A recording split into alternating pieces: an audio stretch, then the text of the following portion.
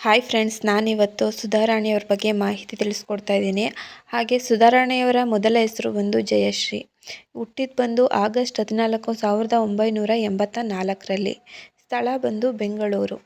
ಇವರು ನಟಿಯಾಗಿ ಹಾಗೆ dubbing artist ಆಗಿ ಕನ್ನಡ ಚಿತ್ರರಂಗದಲ್ಲಿ ಕೆಲಸ ಮಾಡಿದ್ದಾರೆ ಅಂತಲೇ ಹೇಳ್ಬೋದು. 1978ರಲ್ಲಿ ಇವರು ಕನ್ನಡ ಚಿತ್ರರಂಗಕ್ಕೆ ಎಂಟ್ರಿ ತಗೊಳ್ತಾರೆ.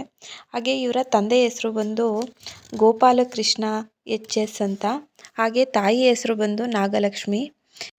ಬೆಂಗಳೂರಿನ ಮಲ್ಲೇಶ್ವರಂನಲ್ಲಿ ಸಂಪ್ರದಾಯವಾದಿ ಕುಟುಂಬದಲ್ಲಿ ಜನಿಸಿದ ಸುಧಾರಾಣಿಯವರು ಯೌವನದಲ್ಲಿಯೇ ವೈದ್ಯರಾಗಬೇಕೆಂಬ ಆಸೆಯನ್ನು ಹೊಂದಿದ್ದರು ಅಂತಲೇ ಹೇಳ್ಬೋದು.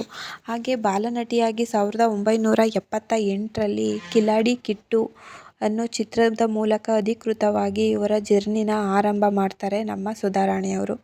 ಭಾಗ್ಯವಂತ ಮತ್ತು ರಂಗನಾಯಕಿ ಹೀಗೆ ಹಲವಾರು ಚಿತ್ರಗಳಲ್ಲಿ ಬಾಲನಟಿಯಾಗಿ ಕಾಣಿಸಿಕೊಂಡರು ನಮ್ಮ ಸುಧಾರಾಣಿಯವರು.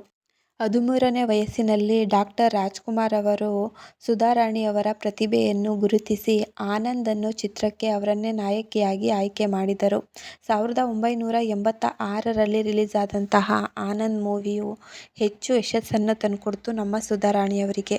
ಹಾಗೆ ಇವರು ಕನ್ನಡ, ತೆಲುಗು, ಮಲಯಾಳಂ, ತುಳು ಚಿತ್ರಗಳಲ್ಲೂ ಕೂಡ ನಟಿಸಿದ್ದಾರೆ.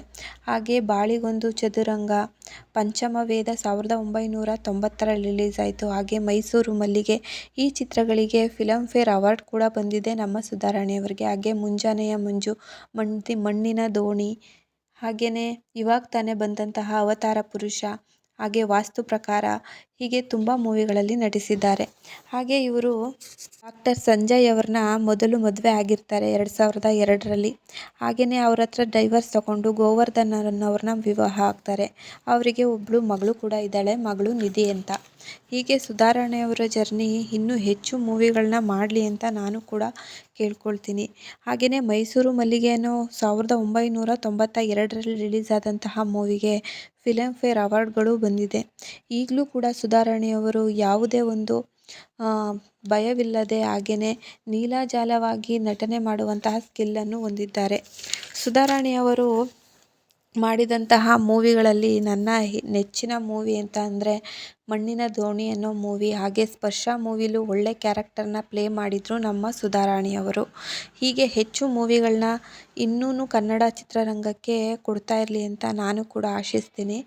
ಸುಧಾರಾಣಿಯವರು ಈಗ ಮಾಡ್ತಿರುವಂತಹ ಒಂದು ಧಾರಾವಾಹಿ ಕೂಡ ಬಂದಿತ್ತು ಜೀ ಕನ್ನಡದಲ್ಲಿ, ಅದು ಶ್ರೀರಸ್ತು ಶುಭಮಸ್ತು. ಈ ಧಾರಾವಾಹಿಗಂತೂ ತುಂಬಾ ಫಾಲೋವರ್ಸ್ ಇದ್ದರು ಅಂತಲೇ ಹೇಳ್ಬೋದು. ತುಂಬ ಒಳ್ಳೆ ಧಾರಾವಾಹಿ ಆಗಿತ್ತು. ಈ ವಿಡಿಯೋ ನಿಮಗೇನಾದರೂ ಇಷ್ಟ ಆದರೆ ಲೈಕ್ ಕೊಡಿ, ಹಾಗೆ ಸಬ್ಸ್ಕ್ರೈಬ್ ಆಗೋದನ್ನು ಮರಿಬೇಡಿ. Thank you for the watching.